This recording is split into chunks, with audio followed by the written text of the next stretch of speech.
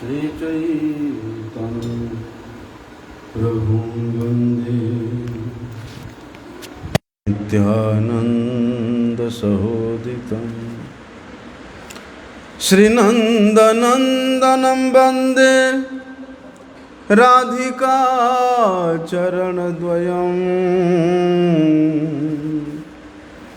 गोपीजनसमायुक्तं वृन्दावनमनोहरं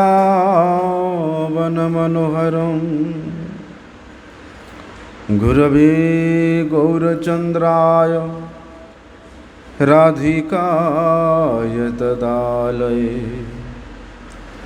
कृष्णाय कृष्णचैतन्य नामिने गौरत्विषे नमः। वंशाकल्पतरुर्भ्यश्च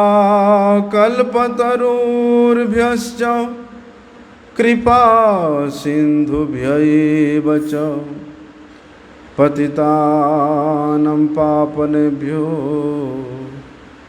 वैष्णवेभ्यो नमो नमः।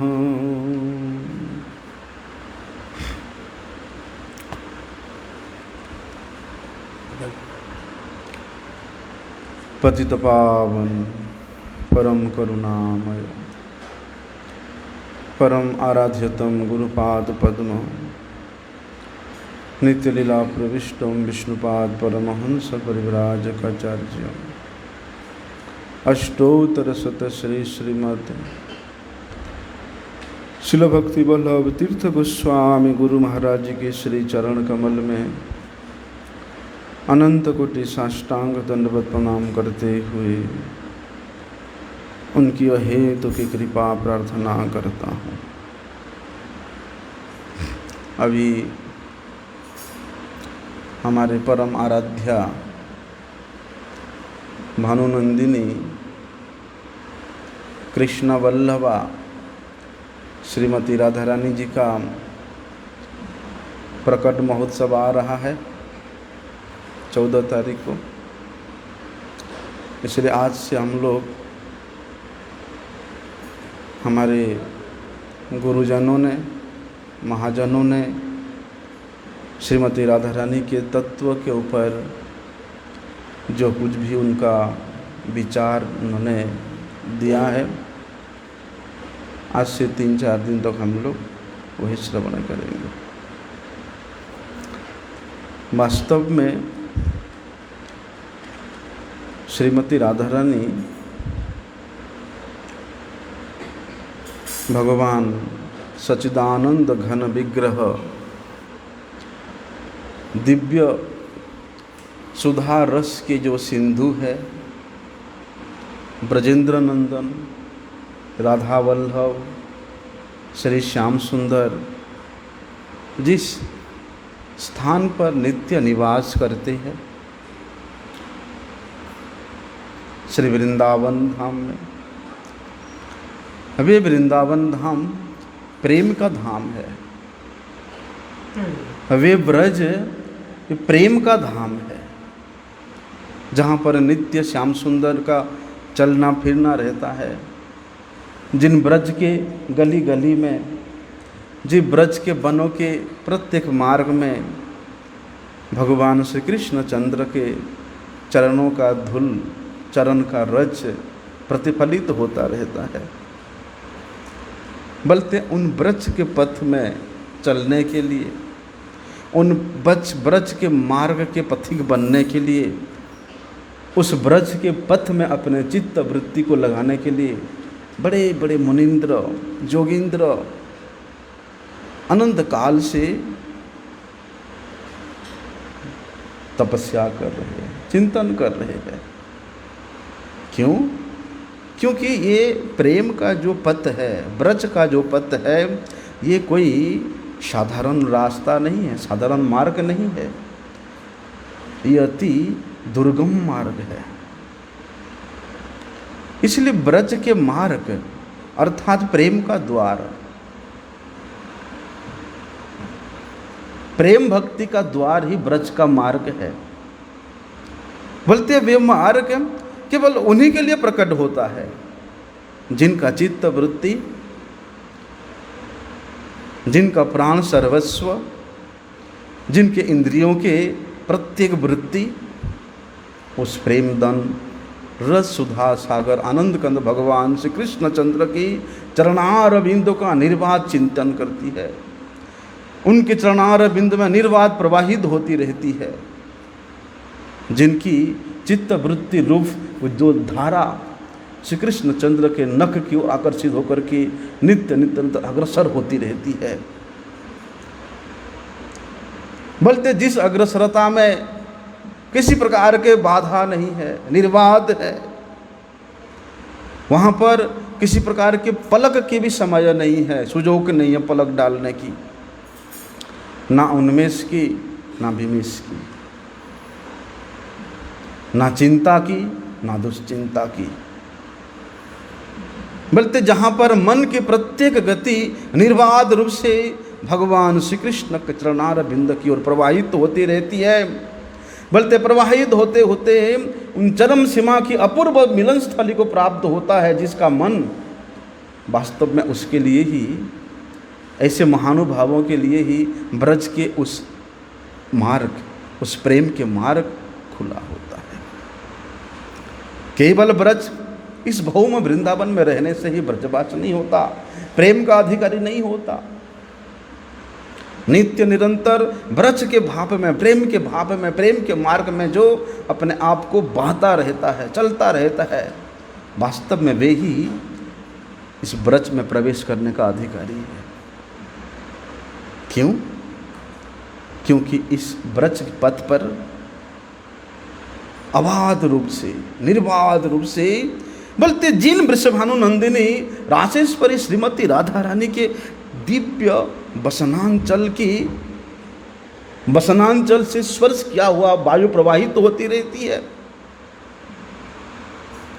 ना केवल प्रवाहित होती रहती है, बोलते श्रीमती राधा रानी के बसन की अंचल से स्पर्श किया हुआ वायु वहाँ अनेक प्रकार का कीड़ा करती रहती है, खिलती रहती है। किसी समय उस बसनांचल के हवा के झोंका को स्पर्शित करते हुए धन्याति धन्य पवन की लहर भी अपने आप को बड़े सौभाग्यशाली समझते हैं। अरे बड़े बड़े जिन पवन के, जिन वायु के स्पर्श से बड़े बड़े योगींद्र मुनिंद्रों के भी दुर्गम गति, भगवान मधुसूदन भी उस वायु का स्पर्श करके, जिस वायु श्री वृषभानु नंदिनी रासेश्वरी महाभाव स्वरूपिणी श्रीमती राधा रानी के बसन को स्पर्श करके प्रवाहित हो रही है, उस वायु का स्पर्श करके भी मधुसूदन भगवान श्री कृष्ण भी अपने आप को परम कृतार्थ मानते हैं। बोलते उन श्रीमती राधा रानी के प्रति हमारे मन, वचन, प्राण, आत्मा जिस प्रकार से परिपूर्ण रूप से शरणागति को प्राप्त करके उनके चरण के रजों में अभिषिक्त हो सके, ऐसी ही प्रार्थना करते। यस्य कदा विवसनांचल खेलनोत्थ धन्याति धन्य पवनेन कृतार्थमानि योगींद्र दुर्गमगति मधुसूदनो अपि तस्या नमोस्तु वृषभानु दिशे अपि। बोलते हैं उन दिशा को हम बार बार प्रणाम करते हैं, जिस दिशा से पवन प्रवाहित हो रही है। किस प्रकार के पवन? बोलते हैं जो पवन वृषभानु नंदिनी के अंग का स्पर्श करते हुए, वृषभानु नंदिनी के अंग का स्पर्श करने के लिए वायु का भी अधिकार नहीं है, केवल उनके वसन के अंचल का स्पर्श करते प्रवाहित हो रही है। इसलिए उन वायु को प्रणाम करने का भी, उन वायु को स्पर्श करने का भी अधिकार नहीं है हमारा, इसलिए उस दिशा की ओर प्रणाम कर रहे हैं। प्रबोधानंद सरस्वती बात बताते हैं, जिस दिशा से उस वायु प्रवाहित हो रही है उस दिशा की ओर प्रणाम है। इसलिए जो सबके हृदय अंतराल में अनंत कालों से साक्षी के रूप में, परम नियंता के रूप में विराजमान रहते हैं। रहने पर भी वे यहाँ इस वृक्ष में पृथक पृथक रूप से प्रत्येक ब्रजवासियों के, प्रत्येक गोपों के, प्रत्येक ग्वालों के, प्रत्येक बछड़ों के, प्रत्येक गौओं के, प्रत्येक वन के लता पता के कोने कण कण में श्री कृष्ण प्रवेश करके उनको धन्य आदि धन्य करते रहते हैं। बोलते उस गोप बधूटी बीट रूप वर्तमान स्थिति में भगवान श्री कृष्ण यहाँ के प्रत्येक कण को आनंद प्रदान करते रहते हैं। बोलते उस आनंद कंद को सुख देने के लिए, उस आनंद कंद को प्रसन्न करने के लिए, जिन्होंने समस्त प्रकार के बंधनों को तोड़कर उस श्रृंखलता को प्राप्त होते हुए केवल मात्र श्री कृष्ण के सुख के लिए अपने जीवन को तिलांजलि दे देते हैं। कुल के मर्यादा को, वेद के धर्म को, परिवार के बंधन को,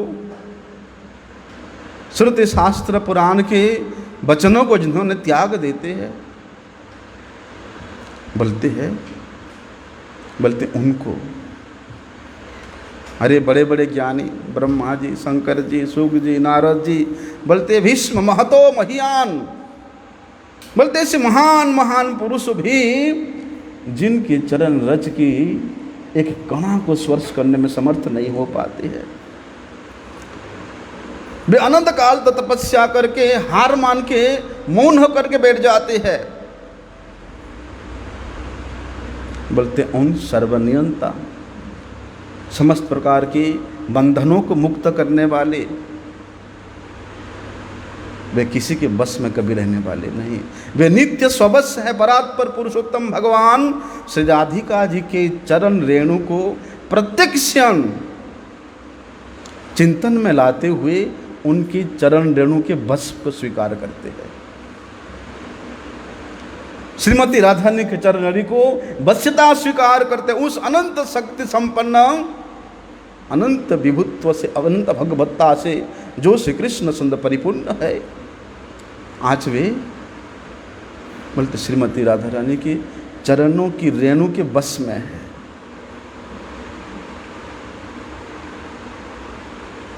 बोलते उस अनंत शक्ति स्वरूपा, अनंत प्रेम स्वरूपा, अनंत कृपा के स्वरूपा श्रीमती राधा रानी की चरण रेणु को हम अपने हृदय के अंतराल में बार बार भक्ति पूर्वक स्मरण करते हैं। यो ब्रह्म रुद्र शुक नारद भीष्म मुख्यै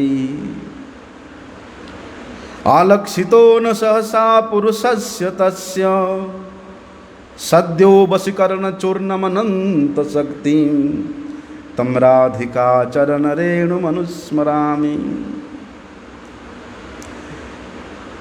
बोलते जिनके बस में इस अनंत विश्व ब्रह्मांड है, जिनके बस में इस अनंत स्थावर जंगम है, जिनके बस में क्या शिव, क्या ब्रह्मा, क्या नारद,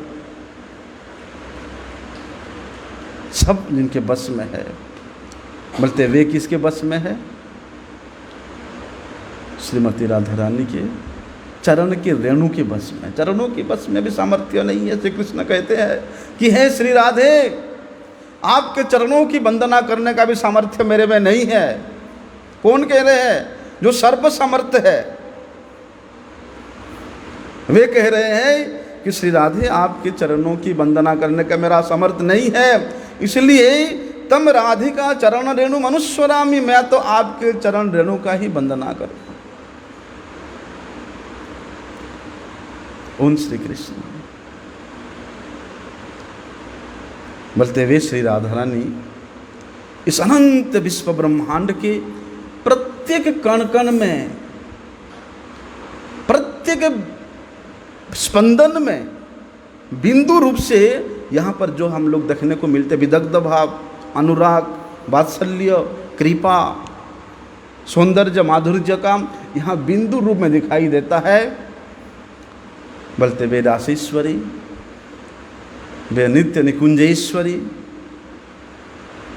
वृषभानुनंदिनी, श्रीमती राधारानी उन 7 रसों के बोलते अगाध समुंदर है। बोलते ये 7 प्रकार के रस श्रीमती राधारानी में बोलते हैं कि समुद्रवती के रूप में स्थित होने के कारण वे नित्यानंद स्वरूपिणी है। और इन्हीं रसों के द्वारा इन 7 समुद्रवती रसों के द्वारा श्रीमती राधारानी नित्यानंद स्वरूपिणी स्थित होकर के आनंद कंद भगवान श्री कृष्ण को अनेक प्रकार के अनेक रहस्यों से आनंद प्रदान करते हैं। इसलिए श्री कृष्ण को दिव्य रमणानंद प्राप्त करा करके अनादि काल से जो उन्मादिनी है, भला कौन उन्माद नहीं होगा, हैं? अनंत आनंद कंद सिंधु को जो आनंद प्रदान करने में समर्थ है, उनमें क्या उन्माद नहीं होगा? अरे वे तो नित्य कुल त्यागिनी है, केवल श्री कृष्ण के सुख के लिए अपने कुल को, कुल के मर्यादा को, कुल के बंधन को, कुल के स्वभाव तक त्याग दिया। बोलते ऐसे इनके सहज सरल स्वच्छ भाव शुद्ध रस से परिमंडित होकर के, जो कि उस श्रेष्ठ भाव के उददंडी में नित्य निरंतर विराजमान रहते हैं। बोलते उन्हीं उददंडी रूप भाव के सागर में वे कभी वात्सल्यमय रस के द्वारा, वे कभी स्निग्ध घृतपद अपार कृपा से इन्हीं को आस्वादन कराते रहते हैं। इस व्रज में जो भी रस दिखाई देता है, चाहे विदग्ध भाव हो, चाहे अनुराग हो, चाहे वात्सल्य रस हो, चाहे कृपा का रस हो, चाहे लावण्य का रस हो, चाहे रूप का रस हो, और चाहे केली रस माधुर्य रस क्यों ना हो, बोलते समस्त रस के परिपूर्ण मूर्ति है श्रीमती राधा रानी।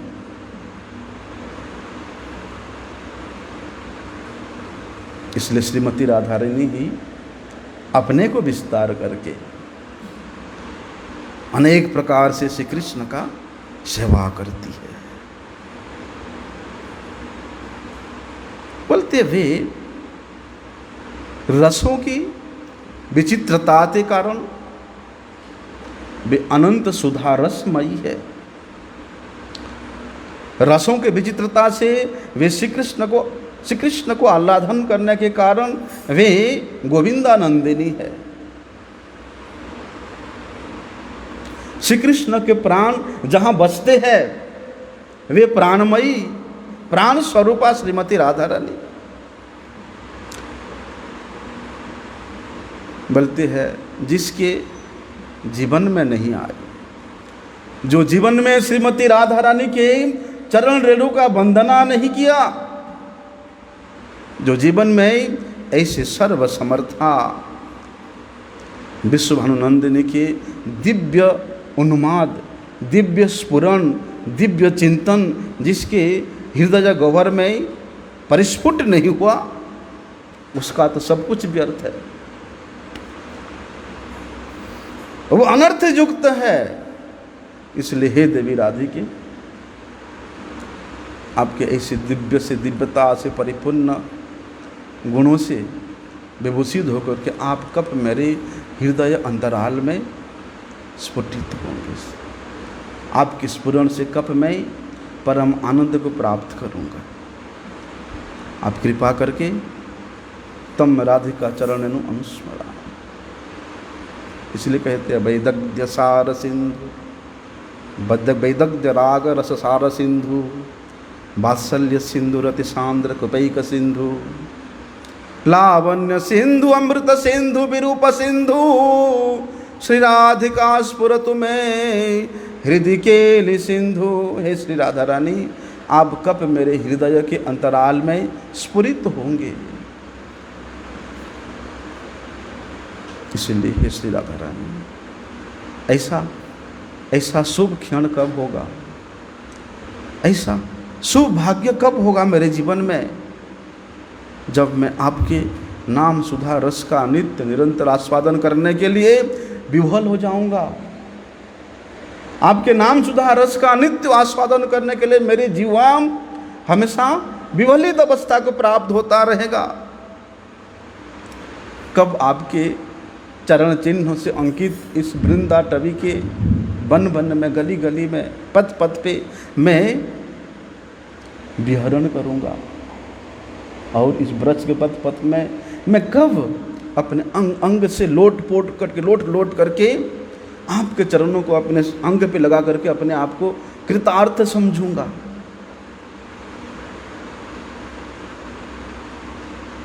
वहाँ बताते हैं प्रभुधानंद सरस्वती कि हे श्री राधे, कब मेरे ये हस्त आपके इस वृंदाटवी के सेवा में नियुक्त होगा, कब आपके चरणों की सेवा में मेरा हाथ नियुक्त होगा, मेरा हृदय कब आपके चरण पद्मों का ध्यान करते करते मग्न होकर के परमानंद का रस को आस्वादन करेगा। और उसी भावोत्सव के कारण तुम्हारे जो प्राणनाथ है, तुम्हारे प्राणवल्लभ है भगवान श्याम सुंदर के प्रति, उनके चरण मेरा रति कब प्राप्त होगी। राधा नाम सुधा रसम रसयितुम जिह्वास्तु मे विह्वला, पादौ त्वत्पदाङ्कातितु चरतां वृन्दाटवीथिषु, सत्कर्मैव करकरोतु हृदयं तस्या पदं ध्यायता, तद्भावो सवतः परतो भवतु मे तत्प्राणनाथे रति। हे श्री राधे, आपके प्राणनाथ में मेरा रति कब होगा। वास्तव में देखा जाए तो श्री राधा और कृष्ण के जो तत्व है ये अप्राकृत तत्व है। सर्वथा अप्राकृत स्थिति के बिना उस तत्व को कभी ना हम श्रवण कर सकते हैं, ना हम मनन कर सकते हैं, ना हम गायन कर सकते हैं, क्योंकि इनका विग्रह ही सर्वथा अप्राकृत है। इनके समस्त लीलाएं अप्राकृत है। बोलते जिस अप्राकृत क्षेत्र में उनका नित्य लीला होता है, बोलते इस प्राकृत मन बुद्धि के द्वारा वहां कभी जाया ही नहीं जा सकता। इसलिए अप्राकृत मन बुद्धि शरीर के द्वारा ही, जिसका अप्राकृत मन बुद्धि शरीर है, ऐसे पात्रों के हृदय में वे ब्रज के प्रेम, वे ब्रज के बिटफी स्फुरित होते हैं। इसलिए उस अप्राकृत स्थिति में स्थित हुए बिना, अप्राकृत पात्रता को प्राप्त किए बिना श्रीमती राधा रानी के महिमा को समझना असंभव है। इसलिए अचिंत्य शक्ति से संपन्न अप्राकृत लीला को देखने के लिए, सुनने के लिए, कहने के लिए, समझने के लिए ये प्राकृत नेत्र, प्राकृत कर्ण, प्राकृत वाणी, मन, बुद्धि वहाँ कभी बखान कर ही नहीं सकता। इसलिए अप्राकृत वस्तु के तत्व को हृदयंगम करने के लिए अप्राकृत हृदय चाहिए, अप्राकृत नेत्र, कर्ण, वाणी, मन, बुद्धि चाहिए। इसलिए हम कौन होते हैं श्रीमती राधा रानी के उस अप्राकृत लीला को वर्णन करने के लिए, अप्राकृत तत्व को वर्णन करने के लिए। केवल मात्र हमारे गुरुजनों ने, महाजनों ने जिस तत्व को हृदयंगम किया है, उन्होंने जिस प्रकार से विरचित किया है, उसी को ही कीर्तन करने का, अनुकीर्तन करने का केवल मात्र हम लोगों में प्रयास है। योग्यता है नहीं कह सकता हूँ। क्यों? क्योंकि परिपूर्णतम परमात्मा परात्पर सच्चिदानंद घन स्वरूप निखिल ऐश्वर्य माधुर्य के जो सागर है, दिव्य सच्चिदानंद विग्रह आनंद कंद भगवान श्री कृष्ण जिस प्रकार से अवतारी है, सर्वांशी है, सर्व कारणों के कारण है, परम ईश्वर है, जिनसे अनंत अवतार होती है, जिनसे अनंत सृष्टि होती है, जिनसे अनंत लीलाओं का व्यक्त होती है, अनंत विस्तार होता है। बोलते ठीक उसी प्रकार श्रीमती राधा रानी भी अंशिनी है, परम अंशिनी है। श्रीमती राधा रानी से ही अनंत शक्तियों का प्रादुर्भाव होता है, श्रीमती राधा रानी से ही अनंत देवियों का प्रादुर्भाव होता है, श्रीमती राधा रानी से ही अनंत गोपियों का प्रादुर्भाव होता है। इसलिए कहते हैं भगवान श्री कृष्ण स्वयं श्रीमती राधा रानी से कहते हैं कि यथा त्वं राधिके देवी गोलोके गोकुले तथा वैकुंठे च महालक्ष्मी भवती च सरस्वती भवती मर्त्यलक्ष्मीश्च शिरोदशायिन प्रिया धर्मपुत्रवधुस्त्वं च शक्तिलक्ष्मी स्वरूपिणी कपिल प्रियकांता च भारते भारती सती द्वारवत्या महालक्ष्मी रुक्मिणी परमसती त्वं सीता मिथिलायां च त्वतयां द्रौपदी सती। भगवान श्री कृष्ण स्वयं ब्रह्म विरुद्ध पुराण वर्णन करते हैं कि हे राधे, जिस प्रकार से तुम इस गोलोक में, इस गोकुल में नित्य आह्लादीन स्वरूप में विराजमान रहती हो और मुझे आनंद प्रदान करती हो, अनेक प्रकार के रसों का आस्वादन कराती हो। बोलते ठीक उसी प्रकार मेरे भी जितना काय विभव हुआ है, मेरे भी जितना विस्तार हुआ है, अवतार हुआ है, प्रकट हुआ है, बोलते उन अवतारों के कांता स्वरूप में भी आप ही विराजमान हो। वैकुंठ के महालक्ष्मी और सरस्वती भी आपका ही अंश है। कहते हैं कि आप ही क्षीर सागर के भगवान विष्णु के प्रिया मर्त्य लक्ष्मी हो। इसलिए कहते हैं अनंत कोटि विष्णु लोक पद्मजार्चिते। अनंत कोटि विष्णु लोक है, एक दो नहीं, अनंत कोटि ब्रह्मांड है, बोलते अनंत कोटि वैकुंठ है। उन अनंत वैकुंठों के जो महालक्ष्मी है, एक नहीं है, अनंत महालक्ष्मी है, अनंत विष्णु धाम है, वहाँ अनंत लक्ष्मी है। इसलिए कहते हैं न चिंतामणि प्रकर सद्म सुकल्प वृक्ष लक्ष्यावृते सुसुरभिरभिपालयन्तम लक्ष्मी सहस्र शत संभ्रम सेव्यमानम। बोलते अनंत लक्ष्मियाँ नित्य निरंतर जिनकी सभा में विराजमान रहती है।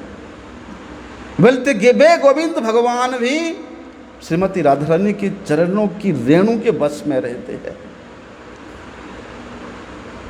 इसलिए राधा रानी के तत्व को, स्वरूप को समझना कोई साधारण बात नहीं है। भगवान अपनी दिव्यता से परिपूर्ण लीला विग्रहों का प्रकट्य करते हैं। क्यों करते हैं? वास्तव में इस आनंदमयी ह्लादिनी स्वरूपिणी, ह्लादिनी शक्ति के निमित्त से ही अपने दिव्य लीला विग्रहों को प्रकट करते हैं। क्यों? श्री भगवान स्वयं अपनी अनंत को परिस्फुट करने के लिए, निजानंत को परिस्फुट करने के लिए, या स्वयं के रूप माधुरी को एक नवीनतम रूप में आस्वादन करने के लिए, बल्कि स्वयं अपने ही आनंद को, अपने ही माधुर्य को, अपने ही रस को क्या करने के लिए? आस्वादन करने के लिए, बल्कि अनेक प्रकार के प्रेम के विग्रह के रूप में प्रकट करते हैं। इसलिए जितने प्रेम के विग्रह प्रकट हुए, बल्कि उनमें से सर्वश्रेष्ठ है श्रीमती राधा रानी। सर्वकांता शिरोमणि, महाभाव स्वरूपिणी श्रीमती राधा रानी बोलते भगवान के प्रेम विग्रहों में से सर्वश्रेष्ठा है और स्वयं ही अपना विस्तार करके उस अखिल रस को आस्वादन करती है। बोलते भगवान के उस आनंद के जो प्रेम रूपा मूर्ति है, भगवान के उस निखिल आनंद के जो प्रेम स्वरूपा विग्रह है, वो है श्रीमती राधा रानी। बोलते भगवान श्री कृष्ण चंद्र के अखिल प्रेम एकत्रित होकर के जिस मूर्ति के रूप में प्रतिभात होती है, वे है वृषभानुनंदिनी श्रीमती राधा, जहाँ पर संपूर्ण प्रेम का एकीभूत हुआ है। इसलिए श्रीमती राधा रानी ये प्रेम स्वरूपा है। प्रेम के सिवा लाडली जी और कुछ जानती ही नहीं है।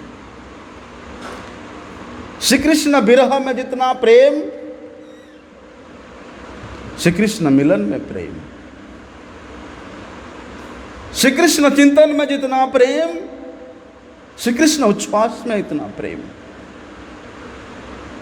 श्री कृष्ण नाम गायन में जितना प्रेम, श्री कृष्ण अनुसरण में उतना प्रेम, वे प्रेम स्वरूपा है। इसलिए श्रीमती राधा रानी प्रेममयी है। श्रीमती राधा रानी प्रेममयी है। अरे वे आनंदमय श्री कृष्ण को नित्य प्रेम का आस्वादन कराती है। वे आनंदमय है, जहाँ निखिल आनंद है, जहाँ अनंत आनंद है, वे है श्री कृष्ण। और प्रेम स्वरूपा, प्रेममयी, प्रेम की मूर्तिमंत विग्रह है श्रीमती राधा ठाकुर रानी। इसलिए कहते हैं ना, जहाँ आनंद है वही प्रेम है। आनंद के बिना प्रेम प्रादुर्भाव हो ही नहीं सकता। और कहते हैं जहाँ प्रेम है, वास्तव में आनंद तो वहीं पर है।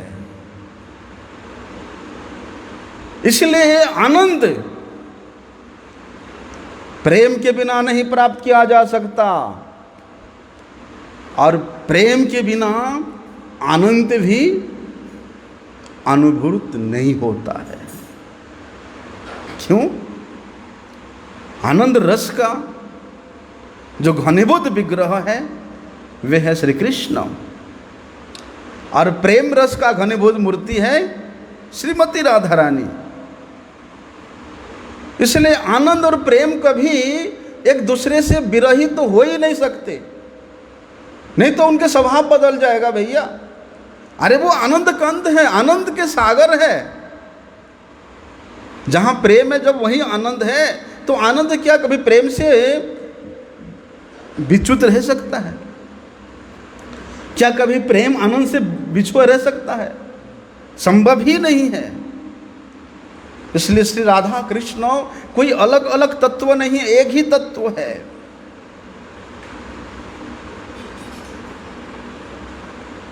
श्री राधा के बिना श्री कृष्ण नहीं रह सकते,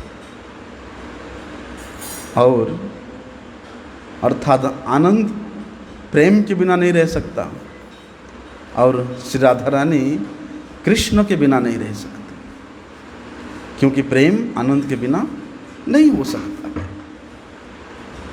इसलिए श्री कृष्ण अपने उस दिव्य आनंद विग्रह की स्थिति को इसलिए प्रकट करते हैं कि श्रीमती राधा रानी के निमित्त। इसलिए भगवान कहते हैं कि करोमि नानाविध क्रिया मद्भक्त विनोदार्थ। इसलिए अपनी श्रेष्ठ भक्तों को विनोद प्रदान करने के लिए, आनंद प्रदान करने के लिए श्री कृष्ण प्रकट होकर के अनेक प्रकार की लीला करते हैं।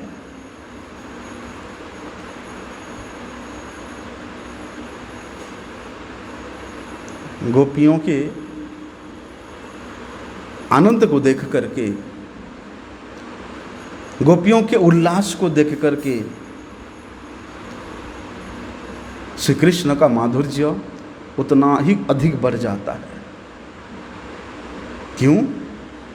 क्योंकि उनका उद्देश्य ही है, निमित्त ही है राधा रानी, निमित्त है ब्रजांगनाएं, निमित्त है ब्रजवासी जन।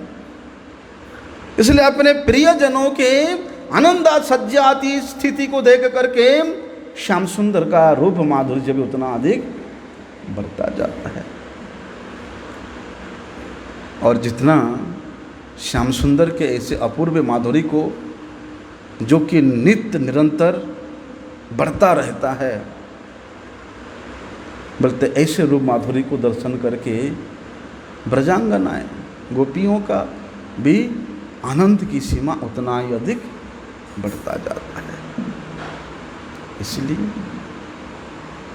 राधा रानी विशेष रूप से उन गोपांगनाओं में श्रेष्ठ भाव स्वरूपा, महाभाव स्वरूपा श्रीमती राधा रानी श्री कृष्ण के जीवन स्वरूपा है।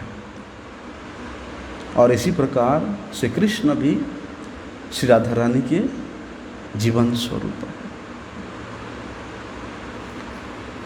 इसलिए श्रीमती राधा रानी दिव्य प्रेम रस सागर के घनीभूत विग्रह होने के कारण वे महाभाव स्वरूपिणी है। क्यों?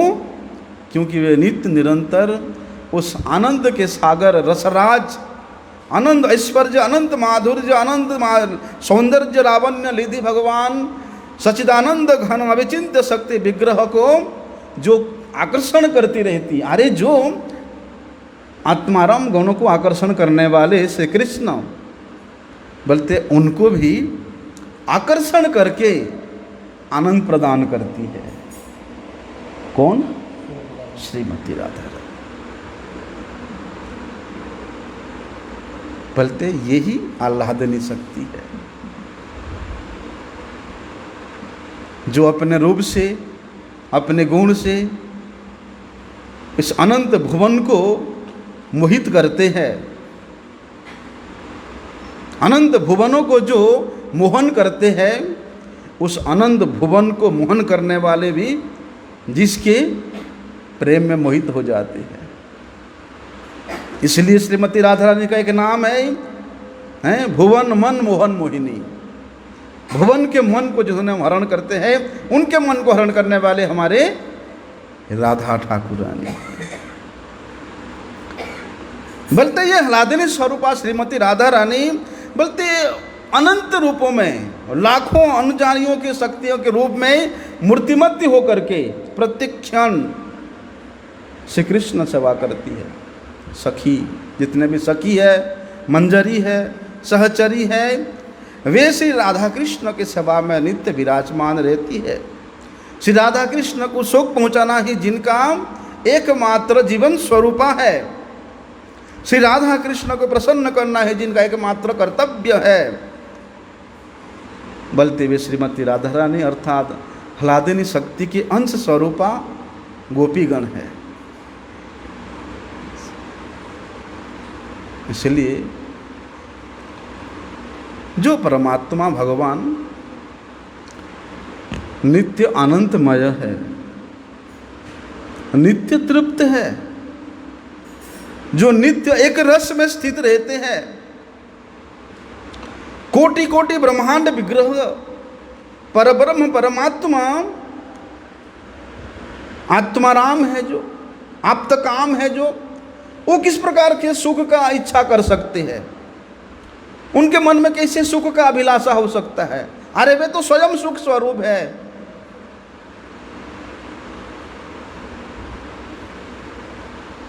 कहते हैं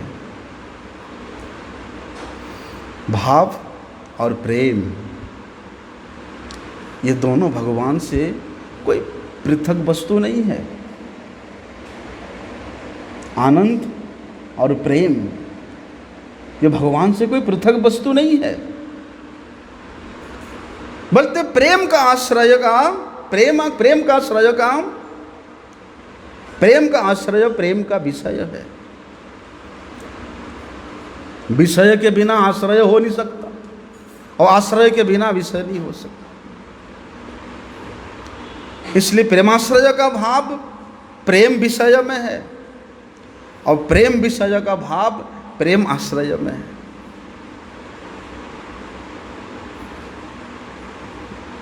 नहीं तो वहां भाव की प्रतिस्फूर्ति नहीं हो सकता। इसलिए जितना भी गोपियां हैं, गोपीजन है, ये प्रेम का आश्रय है और श्री कृष्ण प्रेम के विषय है। इसलिए गोपियों का उस अपराकृत दिव्य भाव ही भगवान श्री कृष्ण का दिव्य सुख की इच्छा है। बलते ब्रजांगनाओं के उस अपराकृत दिव्य भाव श्री कृष्ण के हृदय में भी सुख की इच्छा कराता है, सुखेच्छा उत्पन्न कराता है। अरे इस भाव के तो भूखे हैं भगवान श्री कृष्ण, इसी भाव के ही भूखे हैं।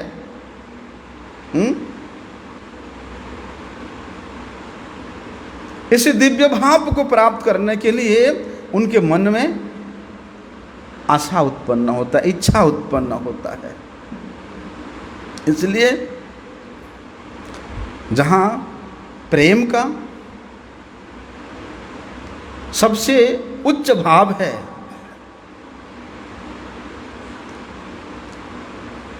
जहाँ प्रेम का पूर्ण कामना में तृप्ति है, लेकिन उस पूर्णता तो पहुंच ही नहीं सकते, क्योंकि वे प्रेम ऐसे उच्च भाव में स्थित है कि वे उस नित्य तृप्त रहने वाला को भी अतृप्त कराता है। वे क्रियाहीन रहने वाले भगवान को भी क्रिया कराता है। वे अनंत आनंदमय विग्रह होने पर भी उनमें आनंद की वासना जागृत करती है। सुख का इच्छा, कामना, अतृप्ति, ये क्रिया, ये सब जड़ेंद्रियों के द्वारा कार्यरत नहीं है। इस मर्त्य जगत के ये मायामयी वस्तु नहीं है जो हम लोग इस जड़ेंद्रियों के द्वारा उस अपराकृत अद्भुत लीला को, अपराकृत तत्व को समझ सकते हैं। बोलते हैं वे दिव्य आनंद, वे दिव्य प्रेम एक दोनों से अभिन्न है। जिस प्रकार से वहां पर उस दिव्य आनंद, दिव्य प्रेम को आश्रय लेकर के रहता है, उसी प्रकार वे विषय होने पर भी आज प्रेम के आश्रय में सुखी हो रहे हैं। वे तो आनंद रस के विषय स्वरूप है, लेकिन उस दिव्य प्रेम के लिए वे भी आश्रय बन जाते हैं। इसलिए भगवान श्री कृष्ण और श्री राधा रानी ये कोई अलग अलग तत्व नहीं है, दोनों अभिन्न है। इसलिए भगवान श्री कृष्ण बताते हैं यथा त्वं च तथाहं च भेदो हि नावयोर्ध्रुवं यथा क्षीरे च धावल्यं यथाग्नौ दहिका सती यथा पृथिव्यां गन्धश्च तथाहं त्वयि सततम। भगवान श्री कृष्ण कहते हैं कि हे श्री राधे, जो तुम हो वही मैं हूँ। हम दोनों में किंचित मात्र भी भेद नहीं है। जैसे दूध में सफ़ेदी, दूध में सफ़ेद पना कोई दूर कर सकता है? कोई अलग कर सकता है? वो अलग है कि अलग अलग रंग मिला दिया जाता है, अलग बात है। लेकिन दूध का स्वाभाविक रंग क्या है? सफ़ेद ही है। अग्नि में जैसे दाहिका शक्ति स्वाभाविक रूप से है, पृथ्वी में जिस प्रकार से गंध स्वाभाविक रूप से है, उसी प्रकार मैं भी हमेशा तुम में निवास करता हूँ, ऐसा श्री कृष्ण कहते हैं। ऐसा श्री राधा रानी का तत्व है। अब बात रही, जब एक ही तत्व है, एक ही वस्तु है, तो फिर हम लोग सुनते हैं ना कि यहाँ राधा कृष्ण का विवाह हुआ था, भांडीर वन में ब्रह्मा जी के द्वारा राधा कृष्ण का विवाह हुआ था। हम लोग वहाँ दर्शन करने भी जाते हैं। भैया, जब एक ही तत्व है, एक ही वस्तु है, तो फिर विवाह कैसे हुआ? बोलते हैं वृंदावन की लीला ये कोई लौकिक लीला नहीं है, हैं? अगर लौकिक लीला की दृष्टि से देखें तो जो 11 वर्ष का बच्चा होता है, 11 वर्ष के आयु में तो भगवान श्री कृष्ण इस ब्रज को छोड़ करके मथुरा पधार गए थे, हैं? 11 वर्ष के बाद भी मथुरा चले गए थे। तो 11 वर्ष की इतनी छोटी अवस्था में स्त्रियों के साथ प्रणय करना, ये कहाँ तक समीचीन हो सकता है? कोई कल्पना भी नहीं कर सकता है। 11 साल का छोटा सा बच्चा, कल्पना में भी नहीं आती है। और अलौकिक जगत में और लौकिक जगत में ये कभी भी एक विचार नहीं हो सकता है।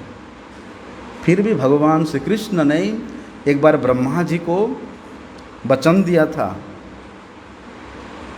क्या वचन दिया था? कि मैं तुमको श्री राधा के उस दिव्य चिन्मय प्रेम रस सार विग्रह का दर्शन कराऊंगा। ऐसा श्री कृष्ण ब्रह्मा जी को वरदान दिया था। बोलते उसी ब्रह्मा जी के वरदान को प्रतिपूर्ति करने के लिए वहाँ पर एकांत में, अरण्य में, भांडीर वन में ब्रह्मा जी को राधा जी के संपूर्ण स्वरूप का दर्शन कराते हैं। और वहीं पर ब्रह्मा जी इच्छा प्रकाश करते हैं कि प्रभु, आपने मुझे ब्राह्मणता प्रदान किया, ब्राह्मणता के रूप में मेरा प्रकट हुआ है, इसलिए आपसे और एक प्रार्थना है कि मैं आप दोनों का विवाह कार्य संपन्न करूं। तो ब्रह्मा जी के इच्छा को पूरा करने के लिए, वैसे तो श्रीमती राधा रानी भगवान श्री कृष्ण के नित्य संगिनी है, वे नित्य उनके संग में रहती है, हैं?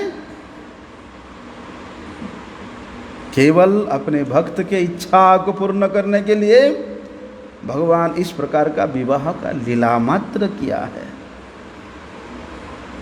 इसलिए अगर जो रसिक संत जन है, महानुभाव जन है, बोलते बड़े सौभाग्य से उनको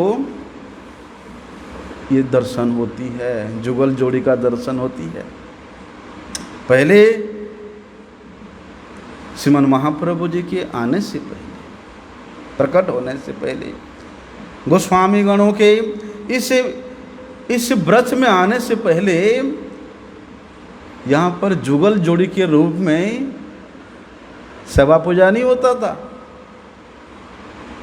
यहाँ तो केवल ब्रजराज नंदन का ही सेवा होता था।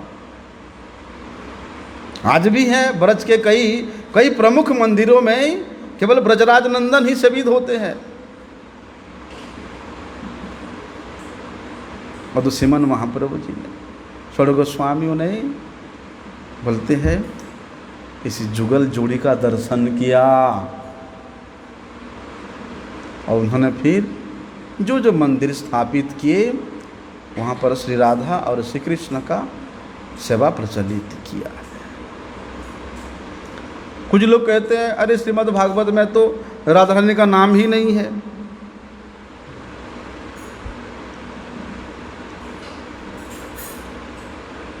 श्रीमद् भागवत में प्रकट रूप से श्रीमती का राधा रानी नहीं आता है, ये सत्य है। परंतु श्रीमद् भागवत के कण कण में श्रीमती राधा रानी का नाम अंकित है। अप्रकट रूप से उसको केवल कौन अनुभव करता है? विद्वान होने से अनुभव हो जाएगा? नहीं। स्वयं शिव जी कहते हैं, अहम वेत्ति सुको वेत्ति व्यासो वेत्ति वा न वेत्ति वा। बोलते श्रीमद् भागवत के कण कण में श्रीमती राधा रानी का महिमा समाया हुआ है। ये तो मैं जानता हूँ, सुखदेव जानता है, व्यासदेव जी ने रचना किया, श्रीमद् भागवत को प्रकट किया, लेकिन मैं गारंटी के साथ नहीं बोल सकता हूँ कि व्यासदेव जी जानते हैं नहीं। बोलते इसी प्रकार श्रीमद् भागवत के कण कण में श्रीमती राधा रानी का भाव, श्रीमती राधा रानी का नाम छिपा हुआ है। जैसे प्रत्येक जीव के शरीर में आत्मा है, आत्मा के बिना कोई शरीर कार्य नहीं कर सकता, आत्मा के बिना तो वे मृत है। क्या वो आत्मा दिखाई देता है? शरीर में आत्मा है, इसको केवल वही अनुभव कर सकता है जो आत्मानुशीलन किया है।